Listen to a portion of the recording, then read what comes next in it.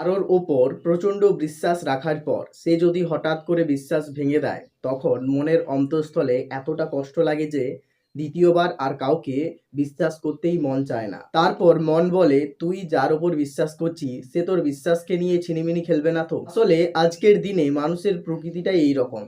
মানুষ প্রত্যেককে কথা দেয় তো ঠিকই, কিন্তু সেই কথার মূল্য তারা রাখতে পারে না। আবার কিছু মানুষ আছে যারা তাদের কাছে সাহায্য চাইলে মুখোমুখি না বলে দেয়। তাদের কাছে যথেষ্ট সময় থাকা সত্ত্বেও তারা চাইলেই কিন্তু পারতো অপর মানুষটার বিপদের পাশে গিয়ে দাঁড়াতে। তারা চাইলেই পারতো অপর মানুষটাকে সাহায্য করতে, কিন্তু তারা করবে না। কারণ তাদের মনের মধ্যে আপনার প্রতি একটা হিংসা বিদ্বেষ রয়েছে। সেই জন্য সে তোমাকে সাহায্য করতে এগিয়ে আসলো না, তোমার মুখের ওপর সরাসরি তোমাকে না করে দিল। আমাদের সমাজে এইরকম মানুষের অভাব নাই।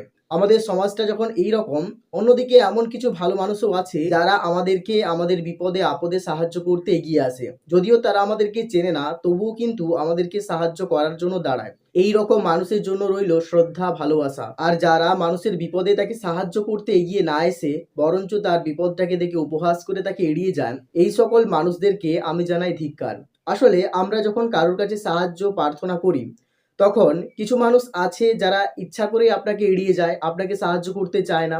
আবার এমন কিছু মানুষ আছে যারা তাদের পরিস্থিতি বা পরিবেশের জন্য আপনাকে সাহায্য করতে পারছে না। হয়তো যে মুহূর্তে আপনি তার কাছে সাহায্যের জন্য গেছেন, সেই মুহূর্তে তারও অন্যান্য কিছু কাজ আছে, এই জন্য সে আপনাকে সাহায্য করতে পারলো না। কিছু মানুষ আছে যারা কারো কাছে সাহায্য চাওয়ার পর যখন সাহায্য পায় না, তখন তারা খালি মনে ফিরে চলে আসে। আবার কিছু মানুষ আছে যখন সাহায্য চেয়ে পায় না, তখন তারা মনে মনে তার প্রতি একটা বিদ্বেষ প্রকাশ করে, মনে মনে তাকে অভিশপ্ত করতে থাকে। আসলে আমাদের প্রত্যেকের বোঝা উচিত যে পরিস্থিতি আর পরিবেশ একটা মানুষের সবসময় স্থির থাকে না।